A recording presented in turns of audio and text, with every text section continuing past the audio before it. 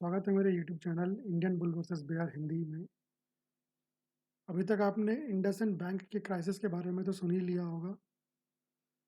11 मार्च को इंडसइंड बैंक के जो शेयर है वो 27% से ज़्यादा एक ही दिन में गिर गया। ये उसके कुछ फॉरेक्स डेरिवेटिव पोर्टफोलियो में डिस्क्रिपेंसीज आइडेंटिफाई होने के बाद हुआ।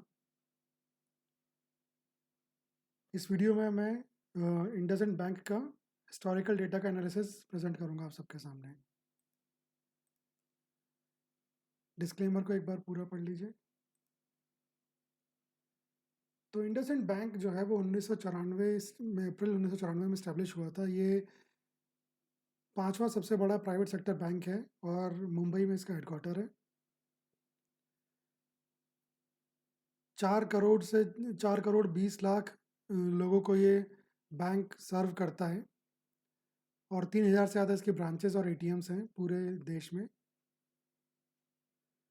इसके कुछ इंटरनेशनल ब्रांचेस भी हैं जो कि लंदन, दुबई और अबू धाबी में हैं। ये बीएसई सेंसेक्स और एनएसई निफ्टी 50 इंडेक्स जो है उनका भी पार्ट है। तो अब कुछ ग्राफ्स के माध्यम से हम लोग समझेंगे कि इसके शेयर प्राइस ने पिछले 20-21 साल में कैसा परफॉर्मेंस दिया है। तो ये जो है ये ईयरली रिटर्न्स ग्राफ है। ये सालाना रिटर्न्स कितने इस बैंक ने दिए हैं वो बताता है, वो दिखाता है। तो 2005 में अगर जैसे अपन देखें तो नुकसान में नुकसान दिया था इस बैंक ने, 3.72% का नुकसान था। 2006 में भी नुकसान दिया था, लेकिन 2007 में कमाल का साल था इस बैंक के लिए और 169.26% का रिटर्न दिया है। लेकिन 2008 में पूरी दुनिया में क्राइसिस था और ये बैंक जो है -70.55% गिर गया एक ही साल में। 2009 में रॉकेट बन गया ये बैंक और 281.96% का रिटर्न दिया है। 2010 भी काफ़ी बढ़िया साल रहा इस बैंक के लिए और 84.63% का रिटर्न दिया। लेकिन फिर उसके बाद 2011 में नुकसान दिया, 2012 में ज़बरदस्त फ़ायदा, 2013 में ऑलमोस्ट फ्लैट, 2014 में फिर ज़बरदस्त फ़ायदा। तो कुछ ऐसा समझ में आ रहा है, कुछ ऐसा पैटर्न लग रहा है इसका। अगर आप देखें तो ये ऊपर नीचे ये इस टाइप का इसका है। और इतना बड़ा बैंक होने के बावजूद इस तरीके का जो वॉलेटिलिटी है, इस तरीके का स्विंग है, 80-80, 90-90, 100-100% बढ़ जाता है ये, और 40%, 30% गिर जाता है ये। बहुत ही ज़्यादा वॉलेटाइल कंपनी लगती है।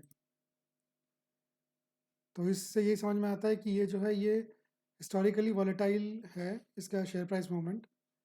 तो केवल जो अभी 11 मार्च की जो न्यूज़ है, ठीक है, काफ़ी चिंताजनक न्यूज़ है, लेकिन उसके बाद भी जो ये एकदम से इतना डाउन हुआ है उसका अकेला जो है रीज़न वही नहीं है। हिस्टोरिकली भी अपन देखें तो ये बैंक जो है ये काफ़ी वॉलेटाइल है। ठीक है, अगला ग्राफ देखते हैं। ये है मंथली रिटर्न्स ग्राफ। इस ग्राफ में पिछले 21 सालों में 2005 से लेकर 2025 तक हर महीने में कितने रिटर्न दिए हैं वो इस ग्राफ के में मैंने आपको दिखाया है। ये जनवरी, फरवरी, ऐसे हर महीने के लिए एक एक ग्राफ है। तो इसमें एक चीज़ समझ में आती है, जैसे कि जनवरी महीने का अपन देखें तो 8 बार फ़ायदा दिया है इसने और 13 बार नुकसान दिया है जनवरी महीने में। फरवरी महीने में भी सेम 8 बार फ़ायदा और 13 बार नुकसान, मतलब 8 साल फरवरी महीने में फ़ायदा दिया और 13 साल नुकसान दिया है। ठीक है। मार्च एवरेज औसत बराबर 11 बार फ़ायदा, 10 बार नुकसान। इस साल का अभी तक ये 32% का यहाँ पे दिख रहा है, लेकिन फिर भी ये कोई अलग नहीं है। अगर आप देखोगे 2020 में ये जब कोविड क्रैश हुआ था तब 68% का नुकसान दिया था। ठीक है। अप्रैल पिछले 20 सालों में 14 बार फ़ायदा और केवल 6 बार नुकसान। तो अप्रैल लगता है कि बहुत बढ़िया महीना रहता है इस बैंक के लिए। मई 13 साल फ़ायदा, 7 साल नुकसान। जून 12 साल फ़ायदा, 8 साल नुकसान। जुलाई एवरेज जैसा है ये महीना, 11 फ़ायदे 9 नुकसान। अगस्त बेहतर है, 12 फ़ायदे 8 नुकसान। सितंबर काफ़ी बेहतर है, 15 फ़ायदे और केवल 5 नुकसान। अक्टूबर 9 फ़ायदे और 11 नुकसान। नवंबर बहुत शानदार, 14 फ़ायदे और 6 नुकसान। और दिसंबर भी बहुत बढ़िया महीना है इस बैंक के लिए, जिसमें कि 13 साल इसने फ़ायदा दिया है और 7 बार नुकसान दिया है। तो इस ग्राफ से हमें क्या समझ में आता है कि रेगुलरली हाई पॉजिटिव और नेगेटिव स्विंग काफ़ी कॉमन बात है इस बैंक के लिए। देखो आप अगर 15% से ऊपर देखोगे, जुलाई में देखो ये एक बार आ चुका है, ठीक है, ये 2, ये 3, ये 4, ये 5, ये 6, ये 7, ये 8। तो मतलब बहुत बहुत कॉमन सी बात है इस बैंक के लिए 15 20 30% गिर जाना।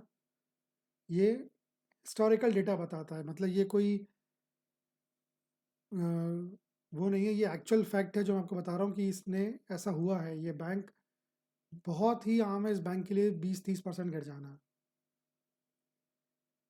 ठीक है, अगला ग्राफ देखते हैं। ये ग्राफ है मंथली स्विंग ग्राफ। तो ये वही चीज़ दिखाता है जो अपन ने पिछले ग्राफ में ज़्यादा डिटेल में देखी थी। जनवरी महीने पिछले 21 सालों में 8 बार पॉजिटिव रिटर्न दिया है, फरवरी ने भी 8 बार दिया है।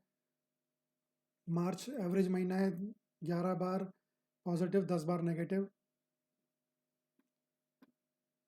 ये अप्रैल मई जून जुलाई अगस्त, ये जो बंच है और ये वाला जो बंच है, इनमें क्लियरली दिखता है कि ये जो दो हैं बंच जो हैं, इनमें इन महीनों में ये बैंक हिस्टोरिकली इसने बहुत अच्छा रिटर्न दिया है। ये काफ़ी फ़ायदे के महीने हैं इस बैंक के लिए। तो अगर हमें कोई पॉजिटिव चीज़ देखनी है अभी की सिचुएशन से, तो ये है कि हम लोग इस समय मार्च में हैं, जो कि हिस्टोरिकली उसके लिए ज़्यादा अच्छा महीना नहीं होता। और अगले आने वाले 6 महीने सभी बहुत बढ़िया महीने रहते हैं इस बैंक के लिए।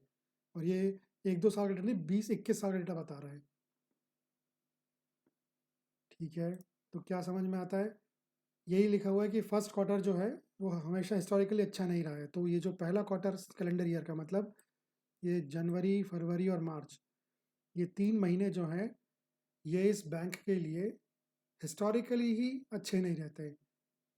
कोई न्यूज़ आए बड़ी नहीं आए, हिस्टोरिकली ये डेटा हमें बताता है कि ये 3 महीने जो हैं अच्छे नहीं रहते हैं, और इसके बाद आने वाले 6 महीने काफ़ी अच्छे महीने रहते हैं इस बैंक के लिए। ठीक है, अगला ग्राफ देखते हैं। यह है मीन मंथली रिटर्न्स ग्राफ। इसमें मैंने क्या किया है कि हर महीने का पिछले 20 साल का जो भी रिटर्न रहा है उसका एवरेज ले लिया है। उससे एक बहुत अच्छा आइडिया ये लगता है कि अ, क्या पैटर्न है, किस तरीके से एक बैंक की जो है ये बिहेव करता है। तो इससे वही जो चीज़ अपन ने पिछले ग्राफ में देखी थी, क्लियर समझ में आता है। जनवरी फरवरी और मार्च का महीना तो इस बैंक के लिए काफ़ी ख़राब महीना रहता है। अक्टूबर भी उसी के साथ काफ़ी ख़राब महीना रहता है। लेकिन उसके अलावा के जो बाकी के 8 महीने हैं वो काफ़ी अच्छे रहते हैं, और ख़ास तौर पे अप्रैल मई सितंबर, ये 3 महीने तो बहुत ही अच्छे महीने रहते हैं इस बैंक के लिए। ये पिछले 20 साल का डेटा हमें बताता है।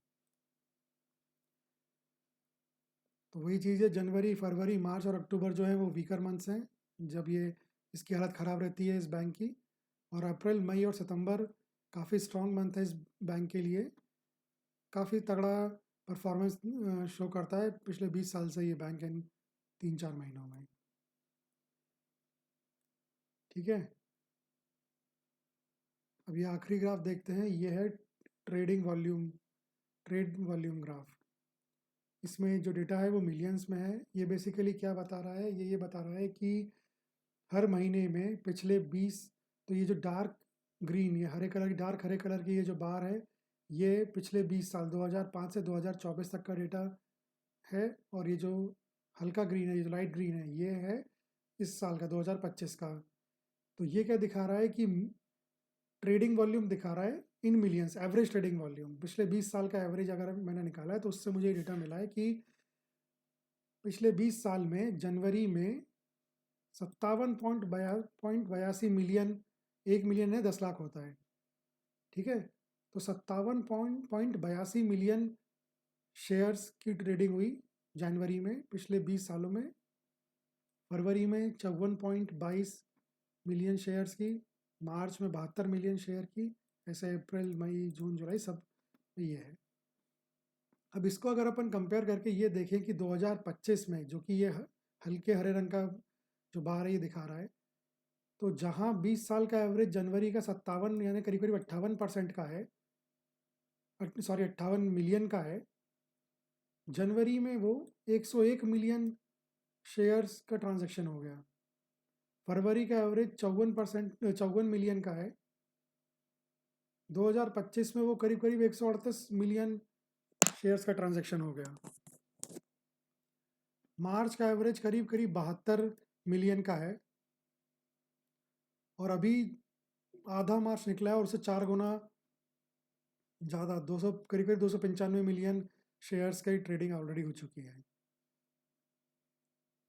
तो इससे क्या समझ में आता है, एक तो कि भैया मार्केट में इस समय आग लगी पड़ी है, ज़बरदस्त पैनिक है, अफरा तफरी मची हुई है बुरी तरीके से, खास तौर पे ये इंडसइंड बैंक में, ये 11 मार्च की खबर के बाद से। और ये जो पैनिक सिचुएशन होती है, ये अफरा तफरी की सिचुएशन कभी भी रिटेल इन्वेस्टर, आपके और मेरे जैसे रिटेल इन्वेस्टर के लिए कभी भी फायदे का सौदा नहीं होती है। बड़े बड़े खिलाड़ी बाजी मार जाते हैं इस समय। हम घबरा कर निकल जाते हैं, शेयर प्राइस गिर जाता है, और म्यूचुअल फंड हाउसेज, एफआईआई, बड़े इंडिविजुअल इन्वेस्टर जो होते हैं वो खेल कर जाते हैं इस समय। आरबीआई ने जो है, आरबीआई ने भी एक स्टेटमेंट जारी किया है जिसमें उसने बताया है कि इंडसइंड बैंक के पास पैसा पूरा है, फाइनेंशियली स्टेबल है। जो भी अभी ये न्यूज़ आई है उनके डेरिवेटिव पोर्टफोलियो में गड़बड़ी की, उसको सही करने के लिए एक्सटर्नल ऑडिटर अपना काम कर रहा है, करेक्टिव एक्शंस जो हैं वो लिए जा रहे हैं। तो मैं केवल आपसे इतना कहना चाहूँगा कि ठंड रखिए, अभी कुछ दिनों का कम वेट करिए, और कम से कम अप्रैल आने का, अपन ने देखा कि पिछले 21 साल में अप्रैल सबसे बढ़िया महीना रहता है इस बैंक का। तो अगर आप मेरे को ये लगता है कि अप्रैल तक वेट करके देखना वर्थ है, हो सकता है कि इसमें बहुत अच्छी रिकवरी भी आ जाए। ये हिस्टोरिकल डेटा बताता है, होगा या नहीं होगा मुझे नहीं पता, लेकिन हिस्टोरिकल डेटा ये बताता है कि अप्रैल महीना सबसे अच्छा महीना रहता है इस बैंक के लिए पिछले 20 सालों में। ठीक है, तो इस वीडियो में इतना ही। ये वीडियो देखने के लिए धन्यवाद। अगर आपने अभी तक मेरा चैनल सब्सक्राइब नहीं किया है तो चैनल सब्सक्राइब कर लीजिए, लाइक करिए वीडियो, शेयर अपने करिए इसको अपने फैमिली और फ्रेंड्स में। आपका फीडबैक जो भी है वो कमेंट सेक्शन में मेरे साथ ज़रूर शेयर करिए, जिसमें कि मैं इसको और इम्प्रूव कर सकूँ। धन्यवाद।